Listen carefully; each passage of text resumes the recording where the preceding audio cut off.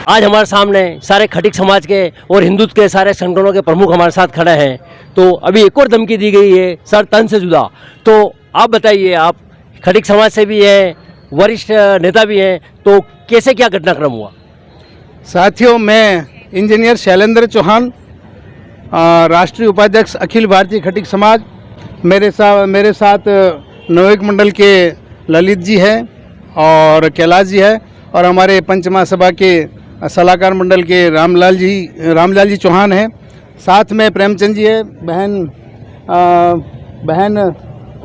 प्रमिला पम्मी जी है, और हमारे हिंदू संगठनों के हमारे समाज के निवेदन पे रविकांत जी त्रिपाठी साहब, हमारे पवार साहब, हमारे दिनेश जी मकवाना साहब, मनीष जी शर्मा साहब, आप सभी ने एक विश्व हिंदू परिषद की तरफ से, विश्व हिंदू की तरफ से एक छोटे से निवेदन पर आप सभी पधारे। और क्योंकि उदयपुर के अंदर धारा 144 लगी हुई है, तो हमने कोई विशाल आह्वान नहीं किया। केवल और केवल 10 जने 15 जने हम आए हैं, और एक नॉमिनी के रूप में हम इनको चेतावनी देने आए हैं प्रशासन को, कि जिस तरह से कन्हैयालाल को भी इसी तरह धमकी मिली थी, जिस तरह से कन्हैयालाल को धमकी मिली थी, और धमकी मिलने के पश्चात उन्होंने उसको पाबंद भी किया, परंतु फिर भी धार्मिक उन्माद से भरे हुए विधर्मी लोगों ने उनकी हत्या कर दी। इसी तरह हमारे शबरी कॉलोनी आयड़ के अंदर हमारे भाई किशन जी खटीक, जो वहाँ शरीर से विकलांग भी है और वहाँ रहते हैं करीबन बचपन से ही, अब उनको आसपास में जितने भी लोग रहते हैं उनको सताते हैं, और सताने के बाद भी उन्होंने 7 मार्च 2024 को प्रशासन को कहा, पेपर में निकाला, फिर वीडियो वायरल किया कि मेरे मकान में रहते हैं तो हमारे को आसपास के लोग तंग करते हैं, रात को खटखटाते हैं, पास में सामने बाथरूम कर देते हैं, और गंदी चीज़ें लाके सामने डालते हैं। यह आज से नहीं 2 साल से बड़े परेशान हो रहे हैं। फिर हमारे रविकांत जी भाई साहब ने जाकर उनको समझाया, फिर भी इनको बराबर धमकियाँ मिल रही है। ऐसा नहीं हो कि कन्हैयालाल की जिस तरह इनको भी धमकी दी गई है कि आपको भी सर तन से जुदा कर देंगे, नहीं तो हमारा ये मकान खाली करने का इनका पूरा ध्येय था। परंतु ये किशन भाई बड़ा हिम्मत वाला है, तो आज 2 साल से 3 साल से 4 साल से बराबर वहाँ संघर्ष कर रहा है, और संघर्ष करते हुए बराबर विरोध को झेल रहा है, और विरोध को झेलते हुए प्रशासन को भी FIR लिखवाई है, और प्रशासन भी वहाँ गया है, परंतु प्रशासन ऐसा लगता है कि प्रशासन हल्के रूप में ले रहा है।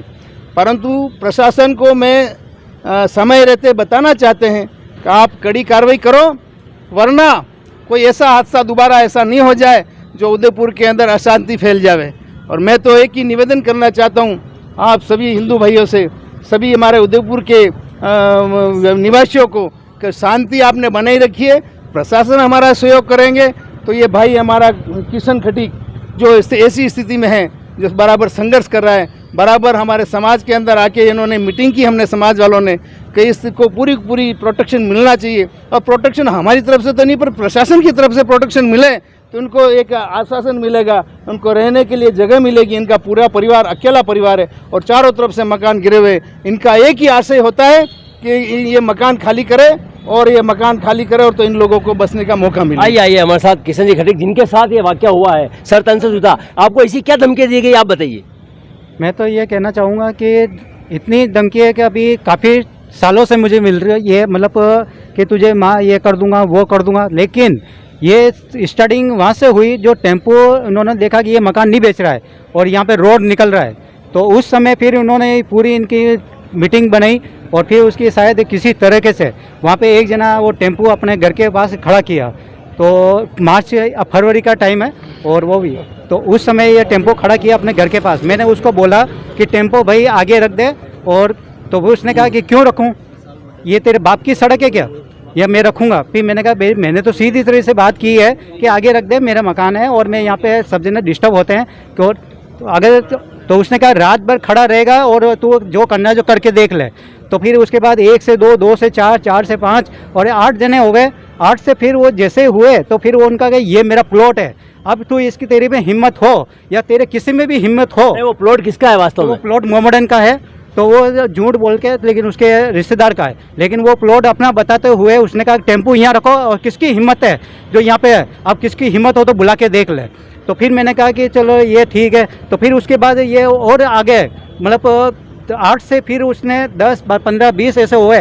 तो फिर उसने उसको और जोश आया और फिर उसने कहा कि तेरे कन्हैया अगर तू अभी ज़्यादा भी बोला, अब बहुत हो गया, अब तू अगर बोला तो तेरे कन्हैया लाल जैसा मैटर अब हो जाएगा। ये भी है कि उसने पहले इन्हीं लोगों ने मेरे आगे पीछे पत्थर भी पहले फेंके थे, लेकिन इस बार इन्होंने धमकी दी और इन्होंने ये ग्रुप के साथ आते हैं और फिर ये इकट्ठे होके और फिर जैसा कि आपके वरिष्ठ जन समाज के भी गणेश उन्होंने बताया भी है कि 2 महीने से वाकया चल रहा था, आपने कोई कंप्लेंट वगैरह दर्ज की पहले भी? जब ये ज़्यादा इनका हो गया और कन्हैया लाल का जब मैटर आया तो फिर मैंने तुरंत तो पुलिस को कंप्लेन की और उसके, लेकिन पुलिस वालों ने हल्के में मुझे ही कहा कि ये, लेकिन मैंने उनको बराबर उनको कहा कि ये मैटर हो सकता है और मेरे होने के बाद फिर क्या होगा। आइए उदयपुर में बहुत से मैटर हुए हैं। हमारे साथ रविकांत जी जो हिंदुत्व के लिए, कमलेंद्र सिंह जी भी खड़े हैं और सारे वरिष्ठ खड़े हैं यहाँ पे हिंदुत्व के।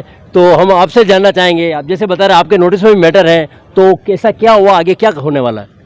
ऐसा है, विगत हमारे स्वर्गीय कन्हैया लाल जी की हत्या के बाद से उदयपुर शहर में जिस प्रकार से सनातनी हमारे भाइयों को एक नए प्रकार की धमकी कन्हैया लाल जी का मैटर कर देंगे, ये बहुत निंदनीय है, अशोभनीय है। और प्रशासन के पास हमारे सनातनी भाई किशन जी इसकी कंप्लेन लेकर पहुंचे और उसकी प्रकरण दर्ज कराया, लेकिन प्रशासन ने उस पर कार्रवाई अगर अच्छे से की होती तो दोबारा वो लोग इस प्रकार से इनको प्रताड़ना नहीं करते। किस आशय से कर रहे हैं, खाली इतना आशय है कि इनका घर जो है उनके कॉलोनी में ज़्यादातर उनका परिवार है और उनके पास में रहते हैं, पर वहाँ रहने वाले सबरी कॉलोनी में कुछ जिहादी मानसिकता के जो युवक हैं वो इनके घरों पर आए दिन मांस के टुकड़े फेंक देना, इनके घरों पर इनको आगे तंग करना, इनको गाली दे के भाग जाना। और आए दिन इस प्रकार के इनका फ़ोन हमारे पास भी आते हैं कि भाई साहब मेरे साथ आज ये किया है। उनका उद्देश्य है ये घर छोड़ के जाए, औने पौने दाम में कुछ कौड़ियों में या खाली करके भागे। लेकिन ये जो स्थिति है, ये हम उदयपुर के शांति का प्रयास करने वाले लोग हैं, लेकिन ये शांति का कार्य नहीं है, ये अशांति फैलाने वाले वो लोग हैं जिनके विरुद्ध कठोर कार्रवाई अगर नहीं की गई और भाई किशन जी को न्याय नहीं मिला तो मुझे लगता है हिंदू समाज को वापस सड़कों पर नहीं उतरना पड़े। प्रशासन अभी आज इस ज्ञापन के माध्यम से ये चेताने आए हैं कि प्रशासन इस पे तुरंत संज्ञान में लेकर उन जो जिहादी मानसिकता के युवक हैं उनके विरुद्ध कठोर कार्रवाई कर ले और उनको बंद कर ले। कहीं ऐसा नहीं हो कि हमारे शहर में, हमारे समाज में, हमारे सनातनी किसी भाई के ऊपर पुनः किसी प्रकार का हमला करने की किसी को हिम्मत पड़े। और इसलिए आज इस ज्ञापन के माध्यम से हम सब लोग इकट्ठे होकर उन किशन खटीक जी को न्याय दिलाने के लिए उपस्थित हुए हैं। वास्तव में उदयपुर लोग बड़े शांतिप्रिय, बहुत सारी घटनाएं होती है फिर भी शांतिपूर्वक प्रदर्शन कर रहे हैं। आइए कमलेंद्र सिंह जी पवार हमारे साथ मौजूद है, तो आप बताइए इसमें आगे आप क्या स्टेप ले रहे हैं? देखिए, हमारा तो ये है कि जिस तरह से कन्हैयालाल जी साहू का एक तरह से जो हर्ष हुआ वो हर्ष दोबारा नहीं हो, उस और हम सभी हिंदू संगठन समाज के साथ तत्पर हैं और इस भाई को कुछ होने नहीं देंगे, ये हम लोग निश्चित कह सकते हैं। और क्योंकि देखिए कभी कभी विषय आता है, अब हम यहाँ मेवाड़ में रहते हैं, महाराणा प्रताप हमारे आखिर एक आइडियल है क्या, तो हिंदुओं ने भी कोई चूड़ियाँ नहीं पहन रखी। अगर देखिए उनको जब तक अगर वो रुके हुए हैं, अगर ऐसा कुछ होता है तो फिर उसका अंजाम कुछ अलग ही होने जाएगा। आइए हमारे साथ दिनेश जी मकवाना जगन्नाथ रथ यात्रा लेके हर हिंदुत्व के अंदर भाग लेते हैं, सबका साथ भी देते हैं, तो आप बताइए इसमें आगे कैसे क्या होगा, प्रशासन क्या करने वाला है? उदयपुर का शांत माहौल को खराब करने के लिए एक सुनियोजित तरीके से एक घटनाक्रम दिया जा रहा है और प्रशासन को पूर्व में जानकारी है कि किशन जी खटीक के साथ कोई अनहोनी हो सकती है, उसके बाद भी कोई ठोस प्रयास नहीं कर रहे हैं। अगर इस बार किसी प्रकार की अनहोनी हुई तो उदयपुर जैसा शांत माहौल नहीं रहेगा और भविष्य में मतलब इस प्रकार की जो जिहादी मानसिकता है उनके खिलाफ प्रशासन को ठोस से ठोस कार्रवाई करनी चाहिए, अन्यथा उदयपुर का अब युवा जाग चुका है और हर अन्याय के खिलाफ अपना बलिदान देने को तैयार है। बहुत बहुत धन्यवाद। आइए SBI बैंक से रिटायर हैं और PS खींची साहब जो खटीक समाज से ही हैं, बहुत ही वरिष्ठ है, तो आप बताइए ये इस बाइक के साथ जो ये वारदात उसके लिए आगे क्या होने वाला है? देखिए, जो वर्तमान में जिस तरह का माहौल चल रहा है और जो पिछले 2 सालों से जो माहौल था, इसके पहले भी एक मैं घटना बताता हूँ। 2013 के अंदर रोहित खटीक को ऐसे ही चाकू लगाया था राखी के एक दिन पहले, उस समय भी हाथीपोल के अंदर बहुत ज़्यादा हंगामा हुआ था। वो भी मुस्लिम था और ये हिंदू खटिक समाज से था। लेकिन उस समय स्थिति बहुत विकराल थी। हाथीपोल के अंदर कर्फ्यू लगा दिया गया था। आईजी पुरोहित थे, हमने शैलेंद्र जी और हमने पूरी टीम ने उस मामले को संभाला था। वो प्रकरण के बाद में ये प्रकरण अभी हाल ही में हुआ ही है और हम नहीं चाहते हैं कि किसी भी तरह की कोई सांप्रदायिक सौहार्द बिगड़े।